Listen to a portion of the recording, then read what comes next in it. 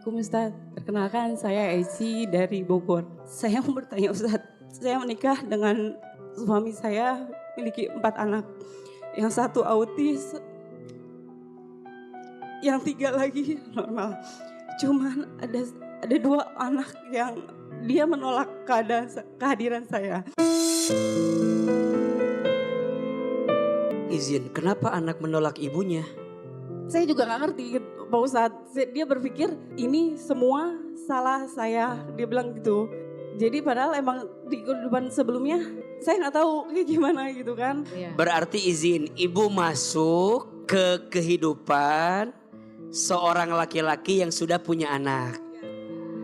Totalnya 4. Salah satunya ada yang autis. Oke. Nah di antara anak itu ada yang menolak kehadiran saya gitu. Nah sampai apapun yang saya lakuin itu salah di depan anak itu. Sampai bapaknya berantem, padahal saya gak ngelakuin apa-apa gitu kan. Sampai akhirnya saya berpikir, apa saya udahan aja sama suami saya.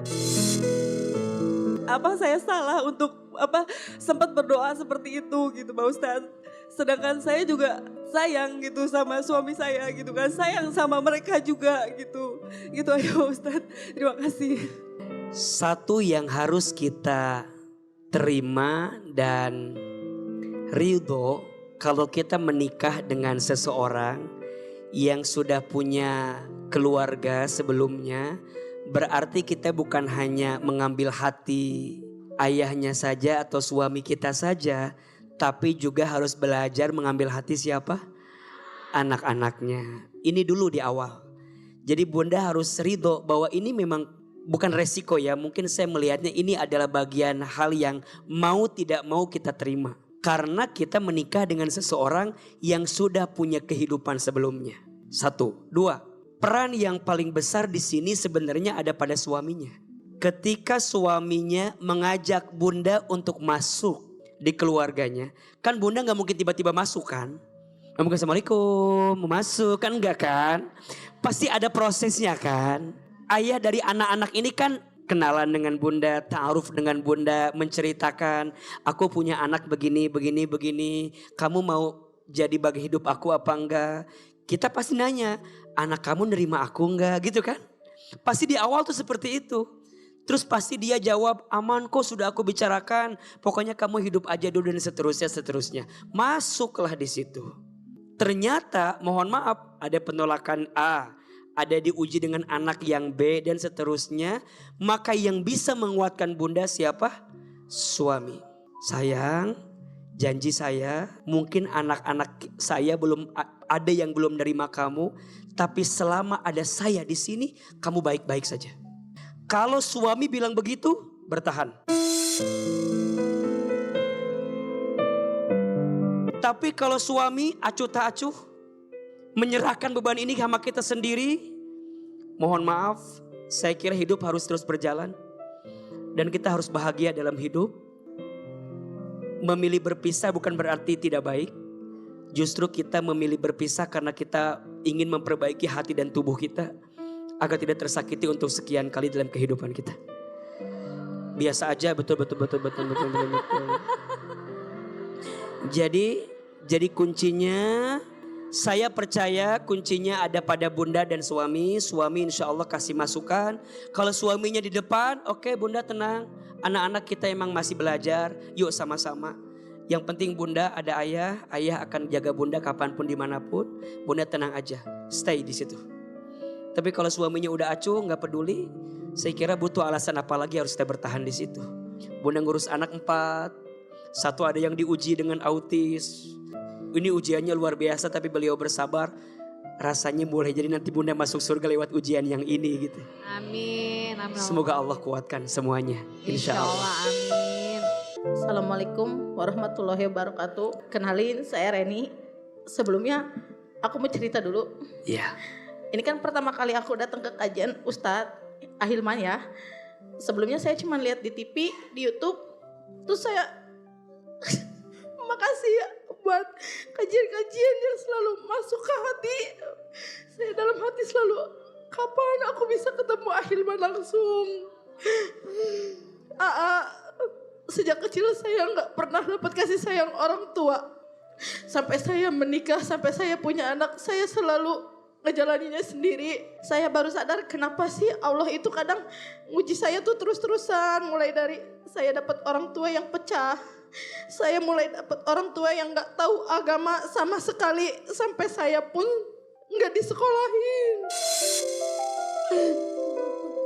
Saya punya anak perempuan. Lalu saya ngalamin sekarang, saya ditinggal suami saya, menikah lagi. Baru kemarin tanggal 25 November.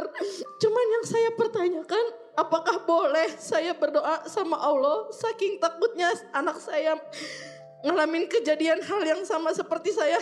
Ya Allah, jika emang ini ujian, limpahin semua ke saya, jangan ke anak saya.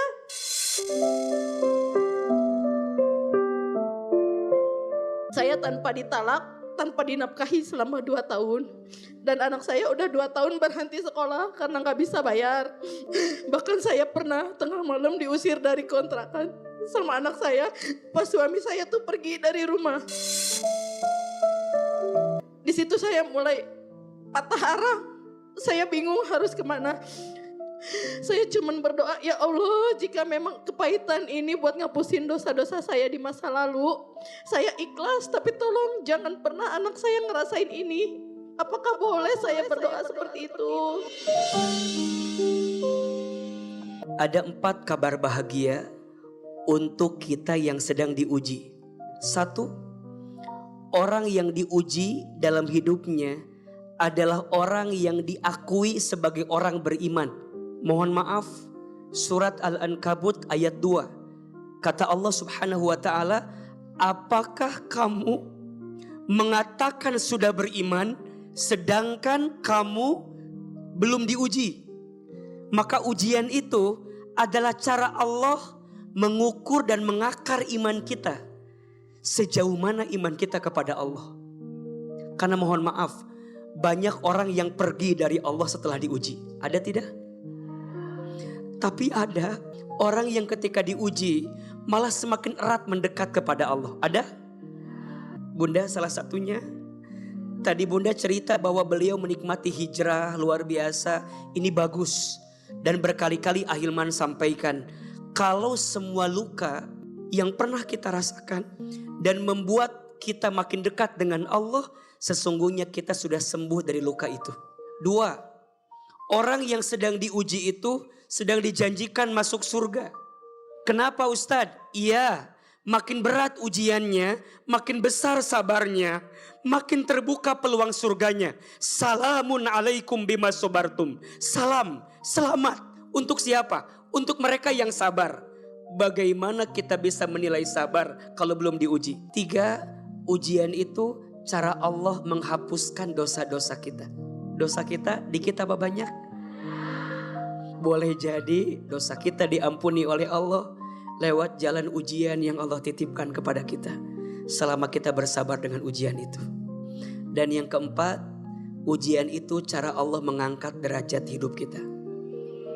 Ayo kita baca hadisnya. Bismillahirrahmanirrahim. Man yuridillahu bihi khairan yusiba minhu. Barang siapa yang diinginkan oleh Allah kebaikan dalam hidupnya, maka akan segerakan ujian dalam hidupnya. Maka pertanyaan, boleh gak saya berdoa? Gak apa-apa ujiannya timpakan ke saya, tapi jangan ke anak saya. Sebaiknya jangan seperti itu doanya. Kita seakan-akan gak percaya kalau Allah meletakkan ujian kepada kita sesuai kemampuannya. Betul gak? La yukallifullahu nafsan illa wus'aha. Allah tak akan mungkin meletakkan ujian melebihi batas kemampuannya. Ada 2 maknanya. 1, kemampuan hambanya. Tapi yang kedua, kemampuan Allah. Jadi Allah tuh tahu pundak siapa yang kuat, hati siapa yang kuat. Allah tahu. Dan batas mana Allah juga tahu. Tugas kita bukan mengalihkan ujian. Tugas kita hanyalah minta dikuatkan tubuh untuk melewati ujiannya. Maka nanti Bunda, mungkin kasih 1 doa, boleh diamalkan. Doanya ada dalam Quran, doa agar dikuatkan sabar kita. Yuk kita baca. Bismillahirrahmanirrahim. Rabbana afrigh alaina sabran wa thabbit aqdamana wangsurna 'alal qaumil kafirin. Nanti amalkan doanya. Poinnya minta sabar, dan biasanya ibu yang sabar akan menguatkan anaknya juga sabar. Saya itu kan nikah kurang lebih 7 tahun, tapi pernikahan saya itu nggak direstuin sama mertua, sama keluarganya. Mungkin karena saya janda. Semenjak kita nikah itu, ya saya tuh kayak istri simpenan gitu, yang nggak pernah diakuin, yang nggak pernah apa gitu. Bahkan soal nafkah juga dia ngasih pas aku hamil 7 bulan. Suami itu tiba-tiba pergi, bilangnya mau kerja dan gak pulang-pulang. Singkat cerita, tahu-tahu aku ada kabar dia tuh ternyata udah nikah lagi gitu. Saya tuh gelisah, gak bisa tidur, gak bisa apa gitu. Kata saya, ya Allah saya kenapa gitu, ada apa gitu. Pas saya habis sholat asar, saya tidur-tiduran gitu biasa, buka Instagram, buka Facebook. Tahu-tahu ada postingan dia lagi ijab kabul. Itu dari temanya aja udah ngena banget ke saya gitu. Dan saya tuh ngerasa dinasehatin, saya ngerasa punya orang tua. Dengan ujian-ujian yang saya punya sekarang, alhamdulillah saya bisa dikumpulin dengan orang-orang soleh, orang-orang baik yang sebelumnya saya nggak pernah nemu. Bahkan saya ngerasa dunia tuh jahat sama saya. Tapi ternyata enggak, Allah nyampein saya di titik ini. Saya bisa kenal, bisa Hilman bahkan tadi maafin AA ya, katanya sebaik itu, gitu, sebaik itu. Cuman berharap sama Allah, minta sama Allah apapun jalannya, ya terserah Allah. Saya udah di titik capek, udah di titik lelah. Assalamualaikum warahmatullahi wabarakatuh. Saya mau cerita sedikit tentang pengalaman yang baru saya jalani. Dulu ketika Allah memberikan banyak kebahagiaan di dalam hidup saya, anak yang sehat, karyawan perusahaan yang berjalan, dan ketika kemarin saya tertimpa musibah yang sangat lumayan, itu titik terendah di kehidupan saya, dan akhirnya juga di 2,5 tahun saya di lapas. Papa saya juga meninggal ketika saya di lapas. Banyak banget penyesalan saya Pak Ustadz di dalam hidup. Mungkin dulu saya terlalu, bahasanya apa ya, kufur nikmat. Saya dulu ketika di atas tuh kayak jarang banget berdoa, jarang banget sholat juga, mungkin bolong-bolong ketika banyak meeting, sholatnya dinantikan kayak gitu-gitu Pak Ustadz. Mungkin aku tidak ada rasa, mungkin nyesel ada, tapi kayak 2,5 tahun itu di dalam saya jadikan untuk apa ya, untuk memperbaiki diri ketika di luar nanti saya ingin menjadi manusia yang lebih baik gitu. Pertanyaan saya Pak Ustadz, bagaimana doa kepada Allah untuk bisa saya bangkit dan kuat lagi menghadapi semua ini, ingin menjadi orang yang lebih baik lagi dan ingin memperbaiki diri seperti itu. Terima kasih Pak Ustadz, segitu aja pertanyaannya. Maka Kak Medina, semua perjalanan ini penuh hikmah. Rasanya harus banyak berterima kasih sama Allah. Pernah membuat Kak Medina di atas sampai kemudian di bawah. Gak apa-apa. Kalau dengan di bawah itu menjadikan Kak Medina lebih dekat dengan yang di atas. Mungkin waktu di atas lupa sama yang ngasih semuanya. Makanya Allah ambil yang bikin kita bangga waktu itu, agar kita kembali kepada Allah Subhanahu wa ta'ala. Dan biasanya titik cahaya itu kelihatan kalau semuanya sudah apa? Gelap. Betul gak? Semuanya gelap, cahaya kelihatan atau tidak? Titik cahaya itu makin kelihatan kalau sudah gelap. Dan kadang kita tidak bisa melihat cahaya titiknya itu kalau semuanya terang-terang saja. Makanya butuh diredupkan, digelapkan, bahkan mungkin diselesaikan, dipadamkan, dimatikan agar titik cahaya itu kelihatan. Apa titik cahaya itu?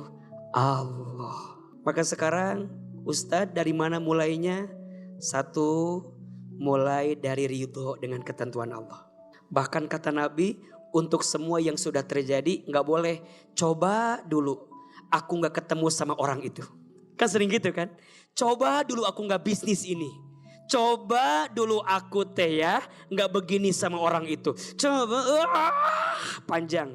Kan yang bikin kita mohon maaf ya, masuk tahanan, diperkarakan, gara-gara kita ketemu orang, kita ngerasa orang itu salah, bermasalah, panjang. Tutup, bilang sama Allah, ya Allah terima kasih untuk semua yang sudah terjadi.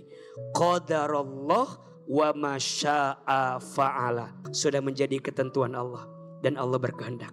1, ridho menerima. 2, mendekat. Mendekat kepada siapa? Allah. Temuin orang baik, sibuk dengan lingkungan yang baik, cari tempat yang baik. Insya Allah Allah kasih jalan yang terbaik. Kita berikan doa terbaik buat Kak Medina insya Allah ya. Amin, amin alamin. Assalamualaikum warahmatullahi wabarakatuh. Waalaikumsalam warahmatullahi wabarakatuh. Perkenalkan saya Teh In dari Bogor. Sebulan yang lalu suami saya meninggal tanpa sakit, tanpa apapun. Kami masih sholat berjamaah maghrib. Setelah sholat dia mengeluh sakit. Setelah itu saya baru bawa ke rumah sakit, langsung meninggal. Pertanyaan saya, gimana caranya? Orang bilang ikhlaskan saja, tapi setelah sebulan ini saya belum bisa ikhlas. Sudah berapa tahun berumah tangga? 30 tahun. Berapa anak-anak? 2. Alhamdulillah. Ya, putri semua. Selama hidup suami seperti apa sikapnya? Alhamdulillah dia baik. Karena anak saya sudah dewasa. Jadi apapun itu saya selalu berdoa sama suami. Apapun itu. Mau makan pun kami selalu makan sepiring berdua. Kemana-mana kami selalu berdua. Orang bilang ikhlaskan saja. Tapi kata ikhlas itu sulit untuk dilakuin buat saya. Jadi gimana caranya? Apa ada doa khusus untuk lebih ikhlas dengan takdir yang diberikan untuk saya? Itu saja. Assalamualaikum warahmatullahi wabarakatuh. Mohon maaf sebelumnya, Ahilman meyakini bahwa semua di antara kita pernah merasakan fase kehilangan orang yang kita cintai. Pernah atau tidak? Mungkin ya, mohon maaf, ada yang pernah kehilangan orang tua, ada yang kehilangan pasangan, ada yang kehilangan anak, ada yang kehilangan sahabat, saudara, ada. Pada akhirnya tidak ada yang namanya kehilangan, yang ada hanyalah Allah memanggil dan mengambil lagi apa yang Allah hadirkan dalam hidup kita. Susah memang menjelaskan ikhlas. Rasanya jawabannya adalah Bunda yakin pasti bertemu lagi dengan suami Bunda. Sekarang Bunda masih dikasih waktu, perbanyak amalnya, sibukkan dengan amal solehnya. Semoga amal soleh Bunda sekarang jadi alasan Allah menyatukan lagi Bunda dengan suami Bunda di surganya Allah Subhanahu wa ta'ala. Tidak ada yang namanya perpisahan. Yang ada hanyalah Allah menyiapkan waktu terbaik untuk kita dipertemukan lagi. Tinggal pertanyaannya, kitanya siap tidak dengan semua amalan yang bisa kita hadirkan? Waktu sangat cepat, sebulan rasanya berat kemarin. Sekarang udah sebulan kan? Besok 2 bulan, nanti 3 bulan. Akan jadi lama kalau kita menantikan, akan jadi sebentar kalau kita mengikhlaskan. Belajar untuk ikhlas saja pelan-pelan. Semoga Allah siapkan waktu terbaik nanti bertemu dengan suami Bunda yang terbaik itu. Alhamdulillah Allah kasih saya suami yang baik, yang menuntut saya jalan kebaikan, yang membawa saya insya Allah hidup lebih baik lagi. Saya merasa Allah gak adil sama saya. Saya merasa kenapa kok takdir saya seperti ini. Setelah ditinggal orang tua, ibu saya, suami saya merasa ya Allah, kenapa takdir ini jatuh di mas? Tapi saya ngelihat lagi orang-orang, ya Allah kenapa saya kurang bersyukur. Alhamdulillah, justru karena saya bersyukur insya Allah saya kuat, saya sabar. Walaupun kata ikhlas itu gak mudah, gak gampang.